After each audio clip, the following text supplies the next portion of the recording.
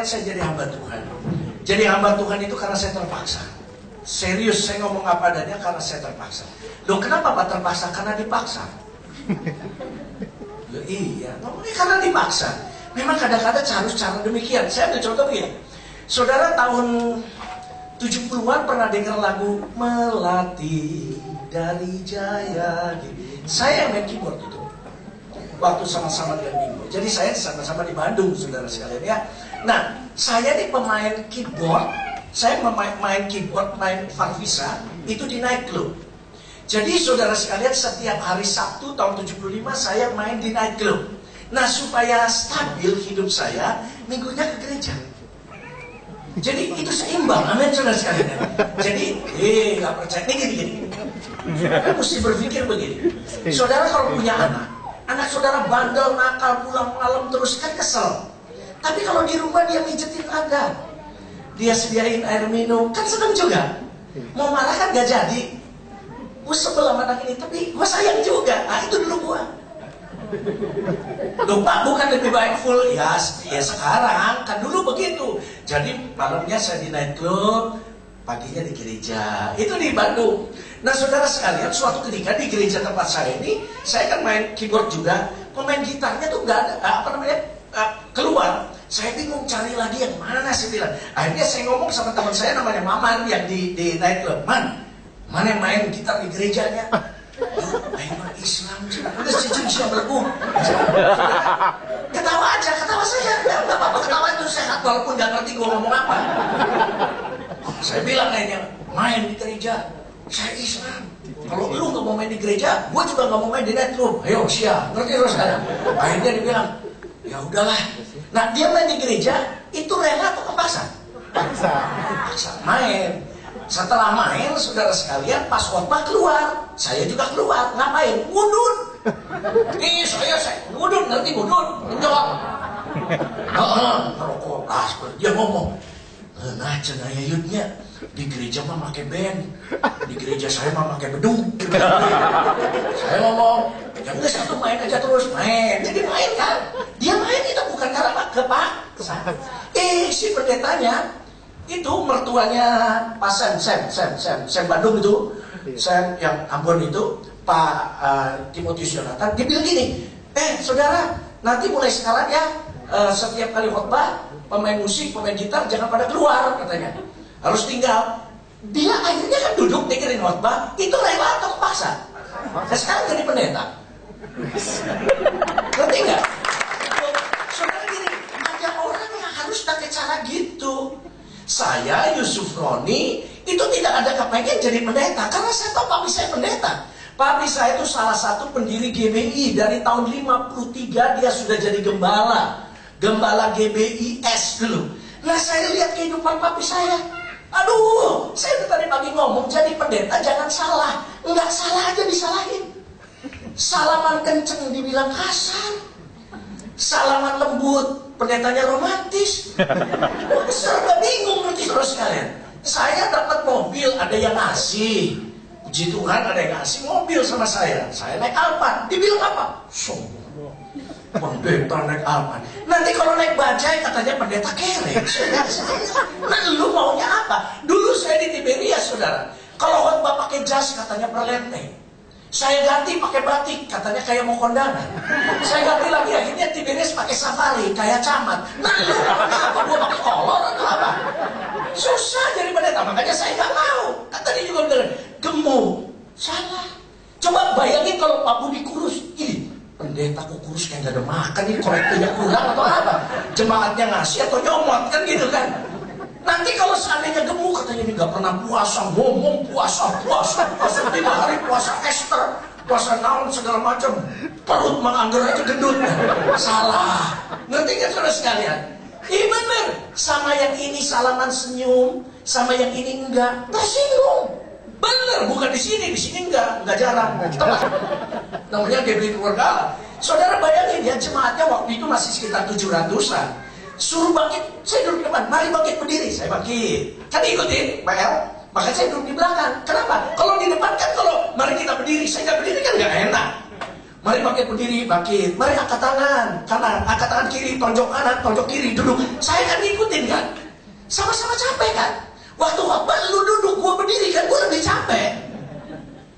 amin dong. Saudara kan enak duduk kedengerin sambil punya permen karet, nggak ngerasain capeknya begini. Umur saya udah punya cucu 7. Umur 46. Yes. Sudah kepala 6, saya udah lansia. Ngerti sekalian ya. Yang penampilan boleh 64. Apa KTP 64. Penampilan 46. Sama lu juga masih muda juga. Soalnya dia apa? Putih kumisnya. Kalau saya kan enggak, karena dicukur.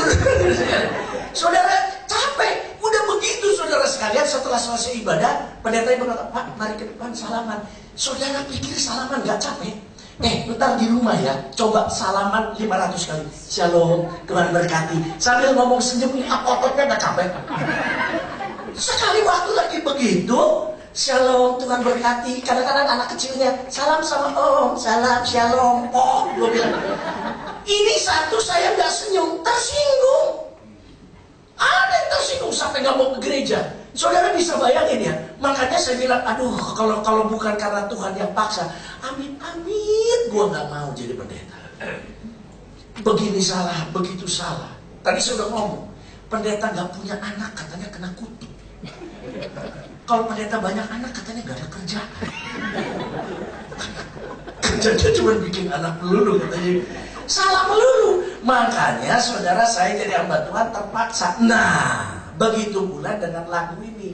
Saya tahun 86 itu mulai awalnya gerakan Praise and Worship. Saya, Arifin, Chris Manusama, sama Pak Niko, kita bergerak tuh, nyiptain lagu. Ngerti saudara?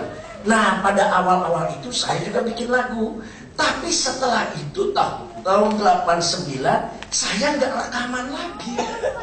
Karena apa? Saya udah full, saya khotbah. Nah kemarin ini jemaat desek, Pak nyanyi lagi dong. Bapak pimpinan paduan suara, mimpin paduan suara, mimpin aja. Mimpin saya paduan suara, saya main musik, saya main piano, saya main saksofon. Tuhan kasih banyak talenta. Nah kemudian juga ciptain lagu, akhirnya saya bikin lagu. Tetapi sudah lama nggak direkam. Kemarin ini dipaksa Pak rekaman, saya udah bilang suara saya bukan serak basah tapi udah becek. Ngerti? Tapi karena dipaksa ya terpaksa. Makanya rekaman juga itu terpaksa. Mudah-mudahan saudara kenal lagunya. Karena banyak orang tahu lagunya gak tahu yang bikinnya. Tolong please.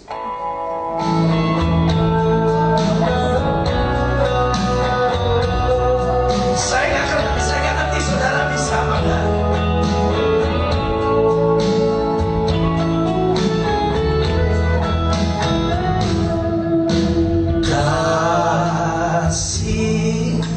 Pasti lemah lembut,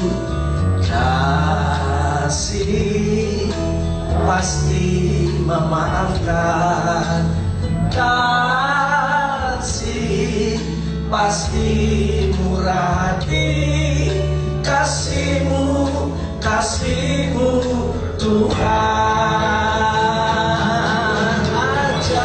Ajarilah kami ini saling mengasihi, ajarilah kami ini saling mengampuni, ajarilah kami ini kasih-Mu ya Tuhan, kasih-Mu kudus tiada batasnya. Pak pegang istrinya, pegang istrinya, pegang istrinya. Nyanyi.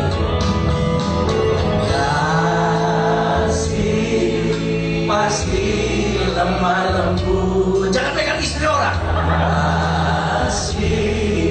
Pasti memaafkan. Kasih pasti murah hati. Kasih-Mu Tuhan. Yes, katakan semuanya. Ajarilah kami ini saling mengasihi, ajarilah kami ini saling mengampuni, ajarilah kami ini kasih-Mu ya Tuhan, kasih-Mu kudus tiada batasnya. Cukup, saudara bisa lagu ini? Saudara mau cari CD-nya kemanapun tidak ada. Karena itu sudah 28 tahun yang lalu. Nggak ada CD. Saya terpaksa bikin rekaman lagi, CD-nya ada di luar. Kalau saudara mau, saudara boleh ambil. Saya tidak mendapat keuntungan karena semuanya buat pekerjaan Tuhan. Serius saudara, ada yang mensponsori. Pak, rekaman Pak. Pokoknya nanti kalau sudah laku, modal dibalikin, untungnya masih buat gereja.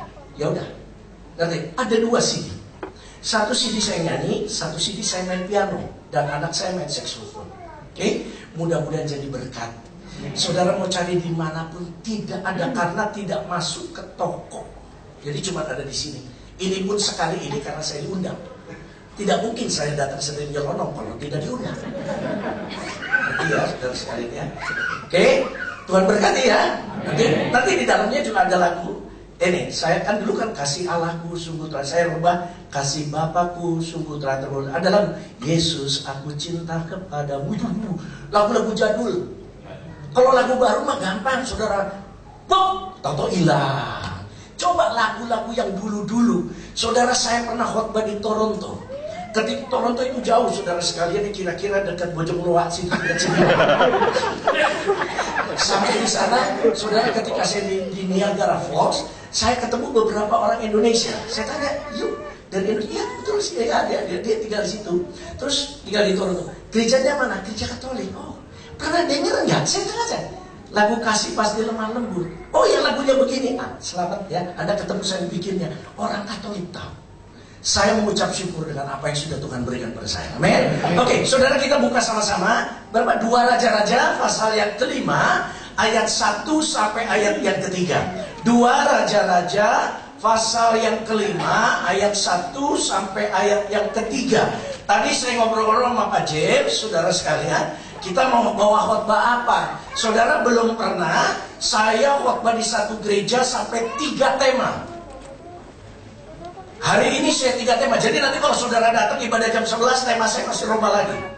Ngerti ya saudara? Karena saya lihat ada orang yang sama. Nanti dibilang double, katanya saya nggak punya bahan khotbah. Pendeta susah. Khotbah pendek, katanya kurang persiapan. Khotbah banyak panjang, katanya saudara sekalian nggak ingat waktu. Ngerti ya saudara? Saudara tenang aja, saudara santai, saudara dengar firman Tuhan. Karena apa? Kita butuh firman Tuhan. Semua bilang amin ya? Oke, 2 Raja-Raja pasal 5 ayat 1 sampai 3 dulu, James. 2 Raja-Raja 5 ayat 1 sampai 3, demikian firman Tuhan. Naaman, panglima Raja Aram. Stop dulu. Aram itu sekarang namanya ISIS. Suria, ya. Aram itu sekarang namanya Suria. Jadi orang-orang Aram itu adalah orang-orang yang tidak percaya kepada Yahweh. Pada waktu zaman itu belum ada Yesua. Yang ada adalah Yahweh, Tuhannya orang Israel. Oke? Nah, orang-orang Aram itu menyembah berhala, mereka tidak percaya kepada Tuhan Yahweh. Lanjut. Adalah seorang terpandang di hadapan tuannya dan sangat disayangi. Sebab oleh Naaman, Bapa Yahweh telah memberikan kemenangan kepada orang Aram. Lalu timbul pemikiran begini, Pak, kenapa orang kafir juga diberkati? Kenapa orang kafir ditolong? Saya mau kasih tahu saudara. Biarpun mereka orang kafir, yang menciptakan siapa? Tuhan. Oke, saya mau nanya sama saudara. Hari ini saudara Kristen, besok mau pindah jadi agama Islam, bisa nggak? Bisa. Lalu setelah jadi Islam, bosan pindah Hindu, bisa? Pertanyaan saya, kalau hari ini lu Batak, besok jadi Tionghoa, bisa nggak? Pertanyaan saya, yang bikin lu Batak siapa? Saya bisa ngerti kan? Saudara, siapa yang pengen jadi orang Tionghoa sih? Siapa yang dikatakan Cina-Cina gitu? Siapa yang minta? Saya kalau seandainya boleh pilih Tuhan, saya pengen jadi orang bule.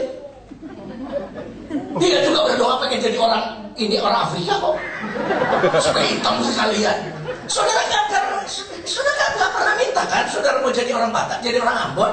Tapi kalau saudara pindah agama, saudara bisa pilih. Tetapi kalau saudara berkata, Tuhan kalau bisa besok saya akan jadi orang Batak. Sekali Batak selama-lamanya Batak.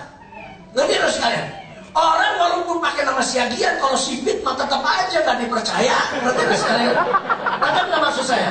Nah, Tuhan memberkati karena mereka juga Tuhan yang bikin. Sampai pernah ada suatu ketika jemaat anak-anak sekolah minggu di gereja saya sama guru-guru datang ke saya. Om, kata guru sekolah minggu, Dia anak tuh. Dia bilang, "Oh, tolong doakan dong anak-anak." Mau apa sih? Mau ada pertandingan cerdas akas Alkitab antar gereja. Oh ya, didoain supaya apa? Supaya menang. Oke, setelah didoain, saya mau nanya, gereja lain doa nggak?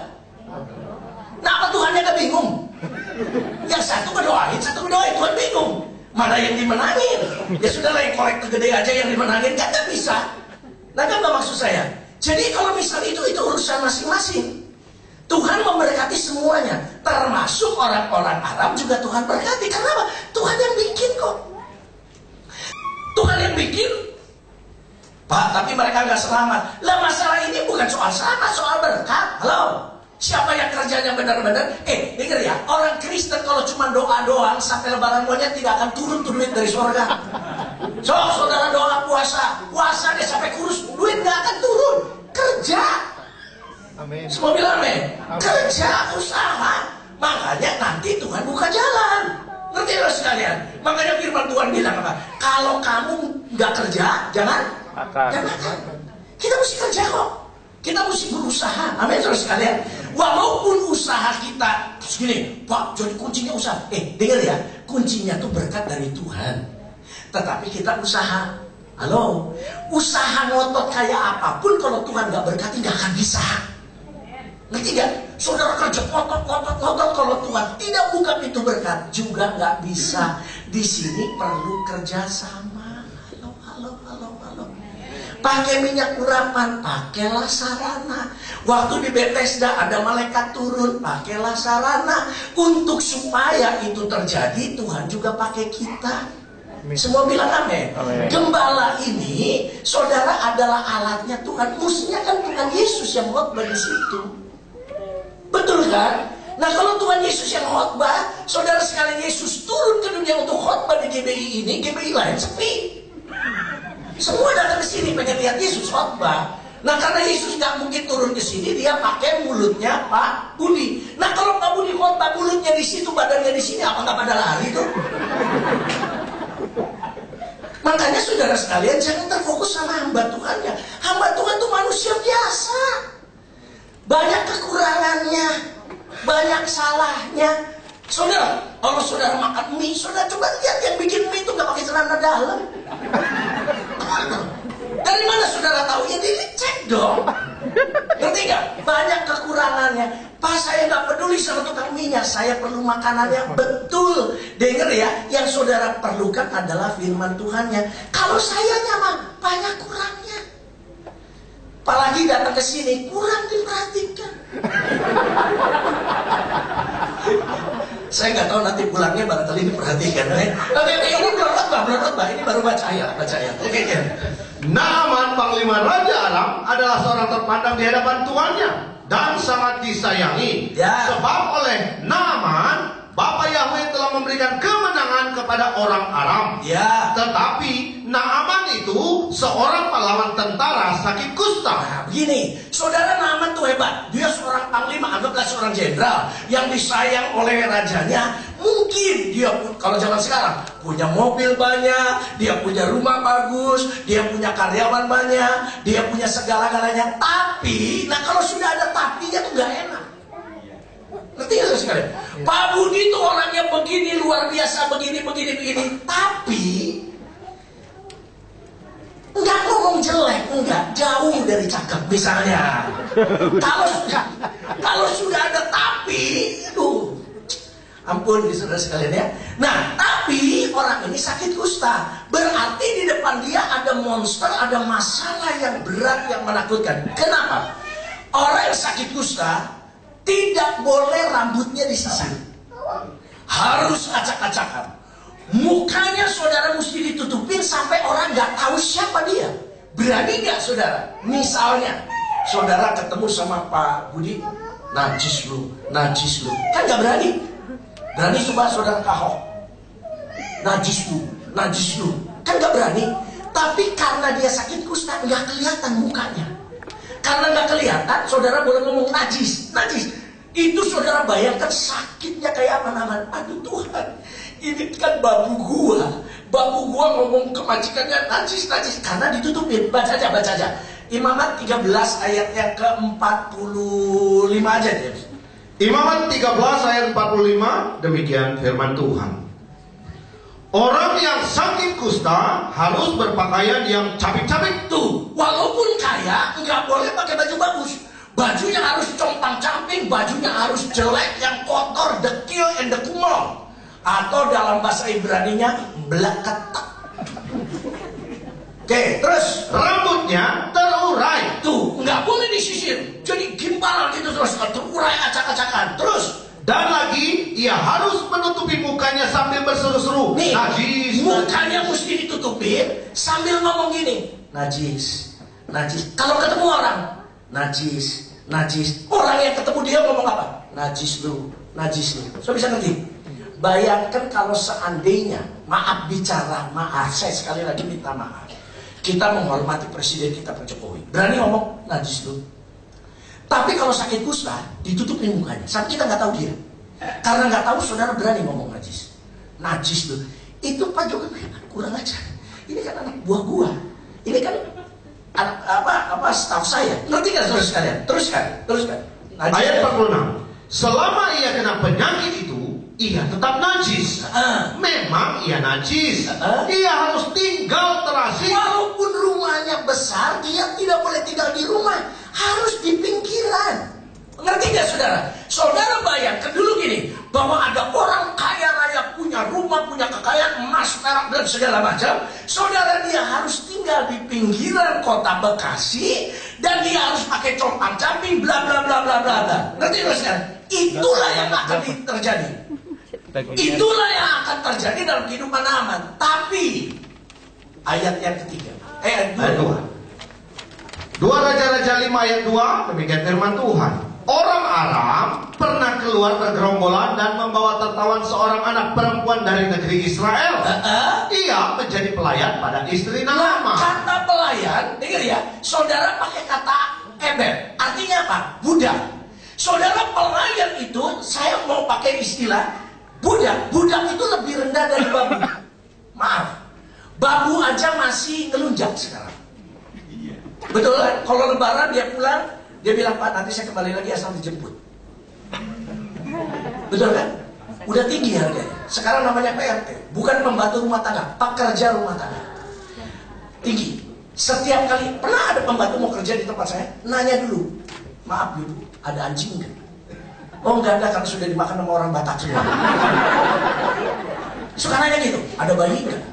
Kurang ajar, pembantu mau kerja pakai nanya dulu. Sekarang begitu saudara sekalian. Nanti kalau lebaran minta diantar. Nanti pulang ya, tanggal sekian. Iya, tapi jemput ya bu. Gila gak sekarang? Nah, sedangkan budak enggak. Budak belian itu mati hidup ada di tangan majikannya. Kalau majikannya berkata, bunuh diri. Buntungin tangan. Saya ngerti kan? Jadi saya mau jelaskan, pelayan ini, budak ini lebih rendah dari babu. Teruskan, dikit lagi. Ayat 3. Berkatalah gadis itu kepada nyonyanya. Iya. Nyonya, sekiranya tuanku menghadap nabi yang di Samaria itu, menghadap Nabi Elisa yang di Samaria itu, maka tentulah nabi itu akan menyembuhkan dia dari penyakitnya. Oke, sekarang saya jelaskan. Gini ya, saya pernah khotbahkan ini.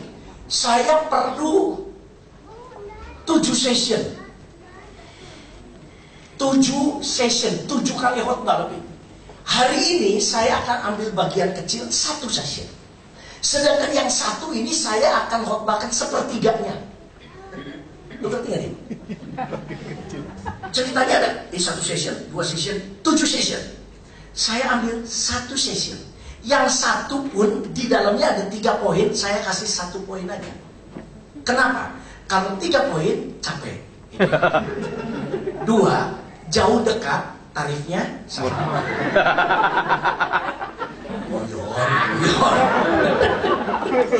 Jadi 1 aja. Ngerti ya saudara sekalian? Saya ambil 1 poin saja. Perhatikan baik-baik. Saya singkatin.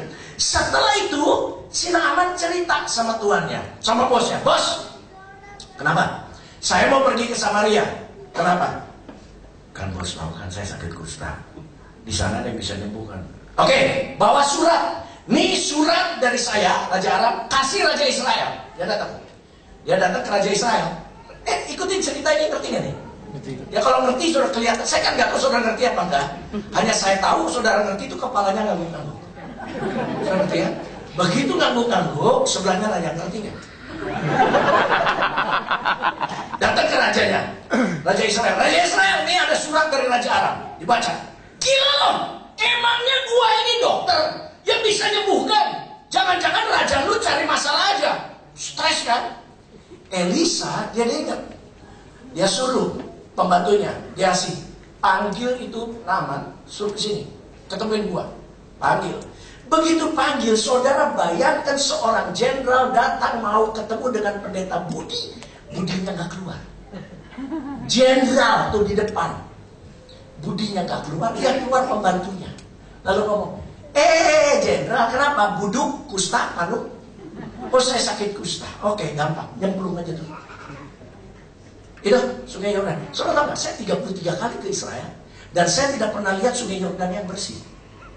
Yang paling bersih pun tetap kotor. Saudara bayangkan yang namanya jenderal suruh nyemplung di sini ada kali kan? Ada kali kan? Nah, mau sembuh, lelepin di situ. Gila si Naaman ya? Gila buat jenderal, mestinya pendeta Budi keluar dong. Saya kan jenderal, bacain ayat, bla bla bla bla bla bla. Ini nggak keluar ya, keluar babunya.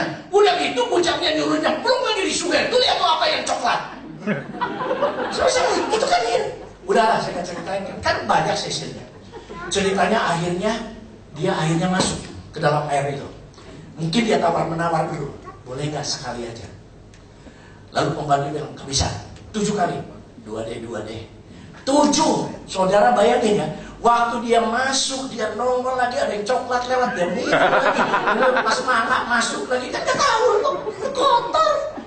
Nah ceritanya, ayat 14, sembuh. Ayat 14. Belorot, masih intro. Maka turunlah Naaman membenamkan dirinya 7 kali dalam Sungai Yordan sesuai dengan perkataan abdi Tuhan itu. Terus lalu pulihlah tubuhnya kembali seperti tubuh seorang anak dan ia menjadi tahir. Stop. Sembuh nggak? Apanya? Penyakitnya. Iya, apanya? Rohaninya apa? Tubuhnya. Badannya sembuh. Disembuhin kan? Orang kafir kan? Bukan Kristen kan? Gitu? Orang kafir disembuhkan kan? Nah dengar ya, target Tuhan bukan kesembuhan badan. Supaya saudara ngerti dulu. Dengar ya, badan kita biarpun sehat kayak apapun, nanti kalau udah tua pasti merosot. Walaupun gelarnya profesor, dokter Andes, karburator, kotor bocor dan segala macam, kalau udah tua pikun sudah tidak bisa membedakan apakah ini budi atau sapi. Kita sama-sama hamba Tuhan. Kalau saya kayak yang lain kan gak enak. Karena orang udah pikun, ya, coba. Sekarang Pak Budi ini gagah ini kuat. Coba nanti umur 90. Dia lihat istri sama sapi sama aja. Nanti kan? Dia ngelihat saudara sama apa? Ngerti gak saudara sekalian? Itu sudah hukumnya begitu. Biarpun jantung saudara diganti sama jantung King Kong, usus saudara pakai selang bensin, tetap aja merosot. Ngerti gak? Sembuh gak sembuh, badan kita nanti lama-lama juga merosot, lalu mati. Betul. Target Tuhan bukan kesembuhan badani, target Tuhan itu kesembuhan rohani. Nah target ini tersampai nggak? Sampai nggak? Sampai di sini belum, baru sembuh badannya. Tapi lihat ayat 17. Ayat 17. Akhirnya berkatalah Naaman, jikalau demikian, biarlah diberikan kepada hambamu ini tanah sebanyak muatan sepasang bagal. Bagal itu keledai, teruskan. Sebab hambamu ini tidak lagi akan mempersembahkan. Mulai saat ini saya tidak akan lagi ke masjid, ke kelenteng atau ke pura kepada ilah lain ya, kecuali kepada Bapa Yahweh. Selamat nggak? Halo? Selamat nggak? Sembuh nggak? Apanya? Badannya sembuh, rohaninya sembuh. Nah lihat saya. Berkat yang Tuhan berikan, kesembuhan apapun yang Tuhan berikan, tujuannya supaya saudara bisa melihat Tuhan yang memberi kesembuhan lebih dari kesembuhan. Coba belum ngerti. Itu karena perbedaan IQ yang terlalu jauh. Lihat saya ulang lagi. Berkat yang Tuhan berikan, tujuannya supaya saudara jangan terlena dengan berkatnya, tapi supaya saudara bisa melihat Tuhan yang memberi berkat lebih dari berkatnya. Amen. Sudah mulai mengerti ini? Nangkap ya? Dan target Tuhan terjadi. Sampai dia berkata apa? Mulai saat ini saya tidak akan menyembah kepada ilah lain. Saya tidak akan ke kelenteng, saya akan ke masjid. Saya akan percaya kepada Yahweh. Sampai kan targetnya? Sampai sini jelas? Nah, belum apa sih itu. Sekarang nih, untuk seseorang sampai dia percaya kepada Yesus, itu Tuhan perlu alat. Pertanyaan saya, yang nyembuhin Naaman siapa? Ngomong-ngomong, dukun atau siapa? Yang menyembuhkan sampai sembuh, sampai percaya, yang menyembuhkan sampai takhir, sampai tidak ada sakit kanker, sakit kusta, yang menyembuh Bapak Yahweh. Tapi apa Bapak turun ke dunia? Pakai siapa? Pakai Elisa. Nah kalau Elisa nggak punya pembantu, kan pada waktu itu dia mau pulang. Kurang ajar, mesti keluar dong itu yang namanya nabi. Masa gua mesti masuk ke sungai itu kotor begini? Bukankah Parmar sungai Damsik lebih bagus? Masa gua mau masuk sini? Ya pulang kan? Waktu pulang, ketemu pegawainya. Pegawainya bilang apa? Bos, kan perintah ini sederhana. Masuk aja. Betul ya? Coba kalau pegawainya bilang, Pak, bos kenapa bos? Gila tuh namanya nabi. Gua jenderal jauh-jauh. Bukannya datang keluar, malah suruh masuk ke sungai kotor gitu. Lalu pegawainya, benar itu kurang ajar. Wah, kita bunuh saja bos. Saya mau nanya, sembuh gak? Kan ada pegawainya. Pegawainya bilang, udah bos, masuk aja deh bos. Kalau bos dapat syarat berat, kan bos lakukan. Ini kan cuma nyemplung. Ya tapi air ini kotor. Tenang aja. Rambut saya kotor. Tenang bos. Di tepi sungai Yordan ada Johnny Andrean. Nanti dikasih ceramah sama bisa kan? Sampai akhirnya dia sembuh. Ngerti? Untuk supaya orang percaya Tuhan Yesus itu ada sarana. Oke, pertanyaan saya. Siapa di antara saudara di sini yang dulunya bukan Kristen dan sekarang Kristen? Dulunya bukan Kristen. Ya? Ibu bisa jadi Kristen itu nyelonong sendiri ke gereja atau gimana? Kenapa?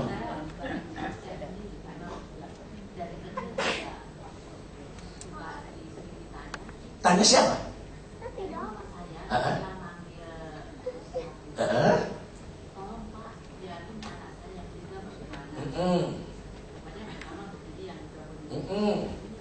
Kenapa? Itu karena ustadznya ngomong gitu. Coba ustadznya bilang, kiai ya, jadi ada alat. So bisa ngerti? Pak, saya ini jadi Kristen karena memang dari kecil Kristen. Ya karena bapak lu Kristen. Betul apa enggak? Coba seandainya orang tua saudara Islam, saudara jadi apa? Jadi Islam lah. Saya pernah ketemu di Pacific Place anak-anak kecil, kecil. Mereka pakai ini kupluk, terus anak-anak kecilnya pakai jilbab, lari-lari kecil. Saya ngomong, kasihan banget ya. Mereka nggak ngerti keselamatan, mereka cuma ikut aja. Mereka itu jadi Islam karena apa? Ikut orang tuanya kan. Nah kalau orang tuanya pendeta, jadi Kristen, jadi ada alatnya. Gini deh, saudara ngerti gak sih maksud saya? Orang jadi percaya Tuhan tuh karena ada alatnya.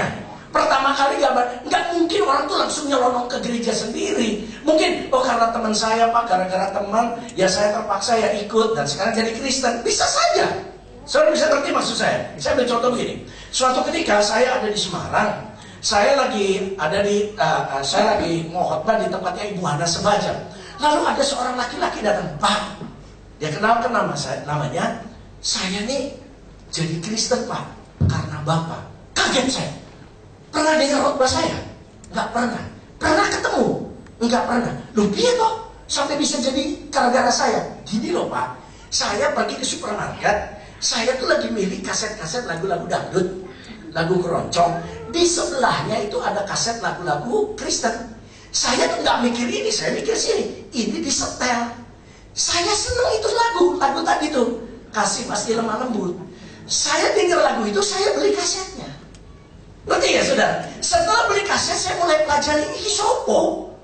Kasih Yesus, kasih siapa ya? Dia tanya ke Ustaz, saya mau nanya Yesus siapa? Kalau nanya Yesus jangan sama saya, harus nanya sama pendeta. Kalau nanya tentang Allah, nanya tentang Mr. M, ngerti Mr. M? Yeah. McDonald sama saya. Tapi kalau nama Yesus ke sana, jadi dia ke pendeta. Nah ke pendeta anak sebagai dibimbing jadi Kristen. Nah,